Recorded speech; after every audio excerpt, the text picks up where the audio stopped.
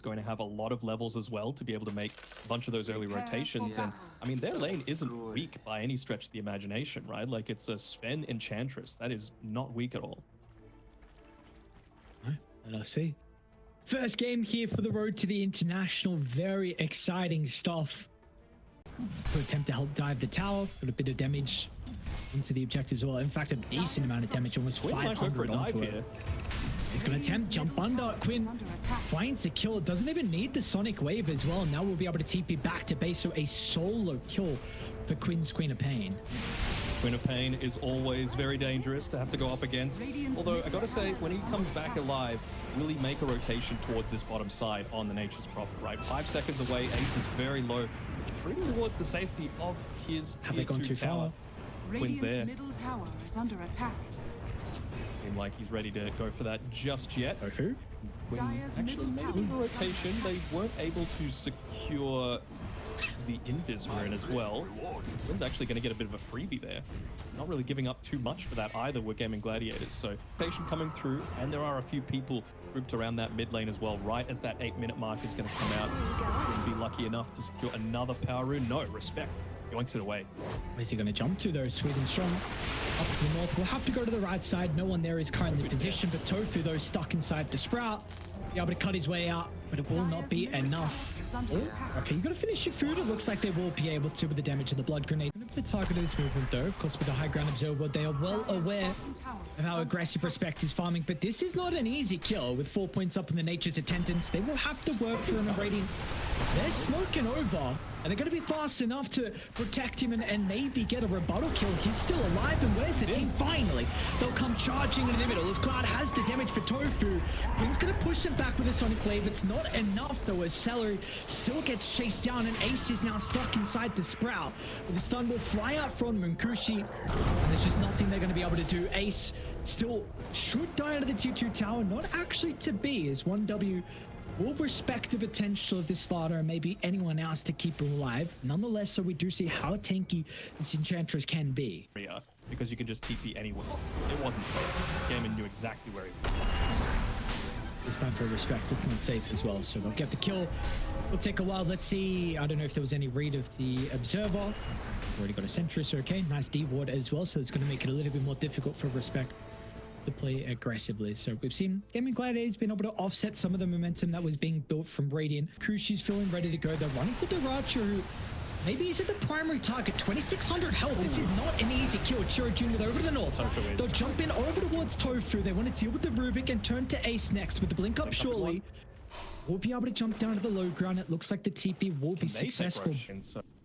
Playing tOfu's going to run first. Be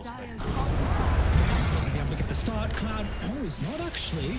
Now Ace with the counter initiation in the middle. This is going to buy them enough time for Quinn to TP in. Chira's indeed. And may have isolated Chiro Jr. as well. He is in, and they need to protect him. The rest of the team's going to try and run over, but Chiro Jr. still doesn't have the backup. Can you take the fight 4-on-5 now? But the BKB is going to get activated from Darachi with the turn. Cloud in a lot of danger. Look at the damage start to rain in the crits along with the minus armor. This was just a messy fight. 1W. They tried to take it into the home of Gaming Gladiators, but now they're going to lose a fourth as well. Ace snipes Respect on the TP, and they lose no one. Maybe an opportunity where you catch tOfu at the start, get rid of the Rubik, the spellcaster, before Quinn's able to get there, but that is not to be. An incredible fight, falling fast. They need to go soon. A little slow. What's the call? 1W Munkushi, can he enter the middle of the fight? They're going to try and go to the north this time. Once again onto Celery. They got the damage they do. They're going to commit everything to bring him down. They'll deal with the secondary support as well, but now they're caught. They've gone uncontested, but Quinn stuck inside the Sprout. He'll go down, but Daracho, this Dragon Knight with the buff up of the Corrosive Haze, they'll be able to turn over Chiro Jr. You know, the Nature's Prophets had a difficult time inside the team fights, and this one is no different. As Gaming Gladiators, they stuck around the Dragon Knight, and they should be rewarded as well. Another kill over to the east. Ace and tOfu combination together. Twinstrong is looking for the supports in the backline. They on Cloud and Munkushi smoking all the way around. Look at the vision Swedish Strongers provide them. Quinn tries to disrupt with the blink in. Munkushi targeting down with the Queen of Pain, stuck inside the Sprout with the leash. Munkushi finally able to get the right clicks out. Is it enough? Quinn falling low with the blink. It's not going to be there in time. Eyes on Daracha. What he's going to be able to do with the stun lock. It is perfect. Or is it Sweet and Strong? Time lapse out of the last second. Tiro Jr. also looking for the TP. Aces, he got the stun. A millisecond short. Tiro? TP'd into the lane, but everyone else retreated over the outpost. Crucial going to try and tackle them down. It's a pretty decent stun onto two. But a quad held into place as well. Quinn in some danger, but they're lacking the damage. And we've seen that be the case onto Duracho. Duracho does not care. Stands his ground. They just don't have the answers towards the Dragon Knight. He's going to go uncontested. It's only one death for him. They'll be able to deal with tOfu, but it just doesn't matter in the end. This goddamn Dragon Knight. Duracho has made it look flawless so far. And he might be able to get respect. Ace is there in the nick of time. Respect will go down as well. That should be it. 1 and 4. It's been an amazing game for him so far, and I'll do better this time. I don't even want to say it was a lack of respect. Again, it was just that the lack of a killer. Unfortunately, it is not. Things out. Through it all. He just want to.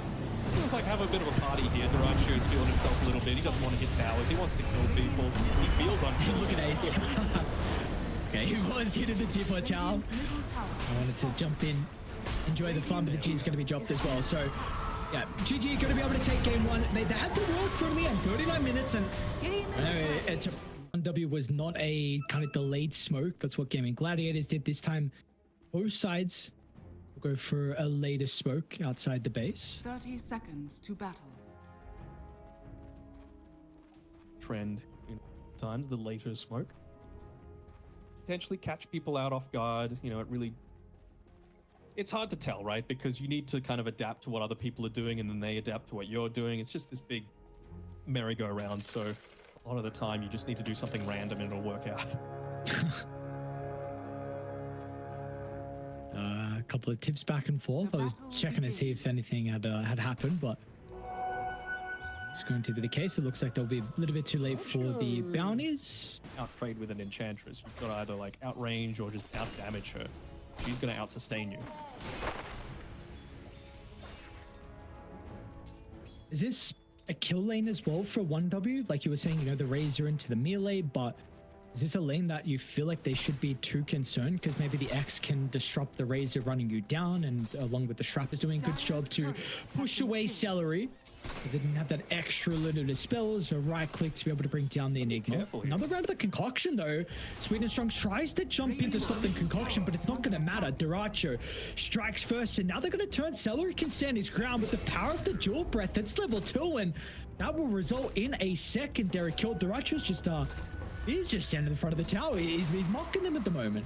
Sure, he wants to drag the wave. Okay, maybe that's what he's doing. Sure. I mean, they're finding it hard to just walk into the waves a lot of the time, but if there's no wave there, it's a whole lot easier. Topus up lane on this top side. Oh, nice torrent coming through though, but the power of the rotations coming through from Chira Jr. I don't know, because I was looking up top. I did see on camera though that the Primal Beast rotated down bottom, and I think he took the stack away, called that Thor, Munkushi. Diving the tower, power shot just going to be off the mark, and that will actually charge on forward with the help of Chira Jr.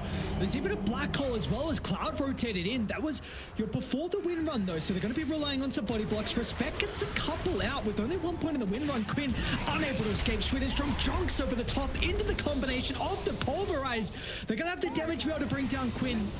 Can they get anything more though? Celery finishing blow onto the Marcy, and looks like that's all they're able to get though. So nice combination of spells and heroes together on 1W. They need everyone though. Vision that they need, and it's like they should be okay. They didn't reveal anything.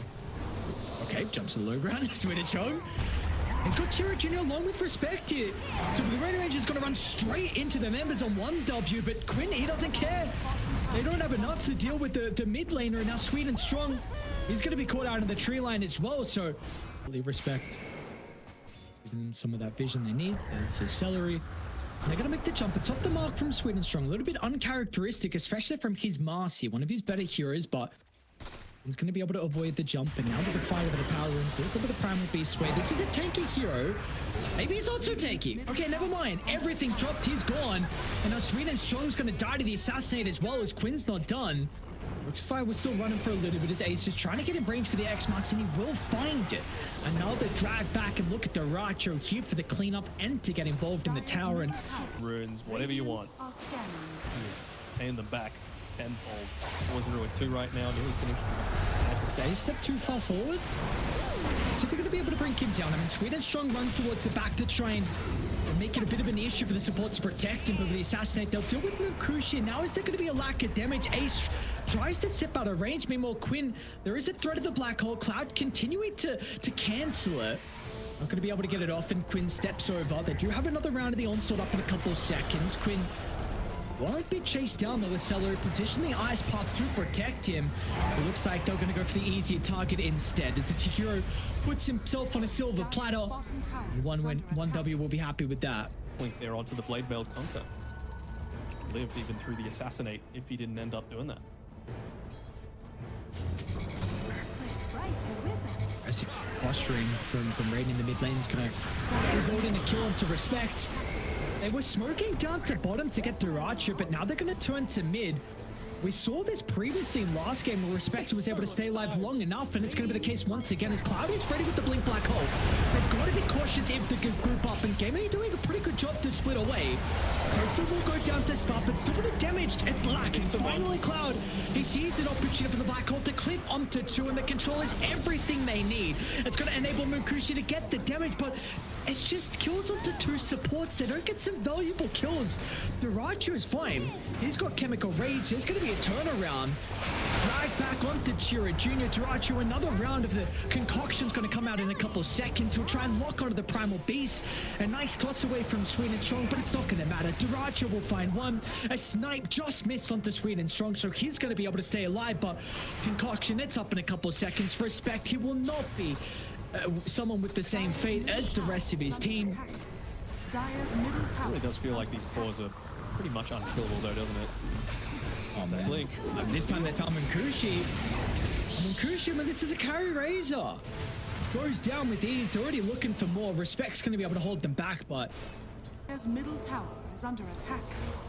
There's the beast. Everyone else is keeping up with him as well. Quinn runs to Chira Jr. We'll have to activate the BKB to try and mitigate some of the damage out of the Blade Mail. Chira Jr. not going to be able to escape. You see Quinn making sure he holds onto the shackle to stop the charge away. We'll use it now with the rest of the team coming nearby. And over to the right side from Kushi. Again, it's Duracho and Celery in combination together. They're going to be able to run into the Razor. It's a godlike streak for Duracho. Is he going to stop? Why? Who's going to stop him? The damage is all gone. They're dead for another 25 seconds. Man. Oh, man. Put himself in the perfect position, so. And again, down bottom, Duracho is going to jump. Card's going to be there instead of responding with the Black Hole, but if they got the damage, though, with the Chemical Rage used, BKB is going to be activated afterwards, and Duracho's fine. He can shrug it off. Quinn maybe not so much, but Kushi finally is able to showcase what the Razor can output. But now with the response of the rest of the team, they're going to be there to make amends of Quinn's death. And like you said, with Duracho still alive, they're going to be able to catch up to Respect as he was trying to escape inside the lane. Snipe him, tOfu. You know you want to, but they're not even going to need it. Just that damage coming through. It was a bit of an aberration, a bit of an exception coming through. But you know, this from start to finish, the draft, the play style, this is what I was hoping to see. They're going to try. Chemical Rage about to expire with the BKB on cooldown as well. Mukushi's starting to steal a lot of damage and need a way to stop Duracho from escaping. The boat's going to come crashing down, and now with the run buff, Duracho, he's fine. They do not have the damage, and now soon they're not going to have the numbers as well. Mukushi caught outside the bait. Duracho jumping back in. There's nothing he needs to fear. He felt pretty low. Maybe they were just baiting the charge up from Chira Jr. He holds the BKB for the last second. He's going to be fine. The run buff keeps him alive. Now down goes the Dino as well. 0 casualties for Gaming Gladiators, and they can walk back up the high ground for the melee barracks. Over the map, and might be forced to use the BKB, but he's able to duck into the trees. Very close to the Dino going down. tOfu nearly sniped Cloud's pipe as well. It had the Ring of Kurask on it. Dire are scanning. waiting for anyone to show themselves and start charging up. Concoction, never mind, just goes and starts blasted into that tier 3 tower. No glyph available for 1W. They have to make a move right now, and they still don't have the BKB for Razor. He's going to need to sell his wand or something just so they can fight into this. They're going to go soon. Buildings are falling. They'll try and jump the front along with the backline, trading some chaos to set up for a big black hole. Cloud is trying to find the opening, but Quinn, he's able to finally run into the Enigma, so with the attack canceling the blink, Cloud just has to use the black hole, but it's just not good enough. He needed a multi-man ultimate to somehow bring them back into this game. And Kushi is only stolen 50 damage as well, so it's not enough for them to turn the tide. Dracho can soon jump back to the middle. It might not even be required. They are just crumbling. The net worth lead, it's too much for them. Gs are going to be dropped, and Gaming Gladiators will start their run to the road to the International with a 2-0 victory over 1W.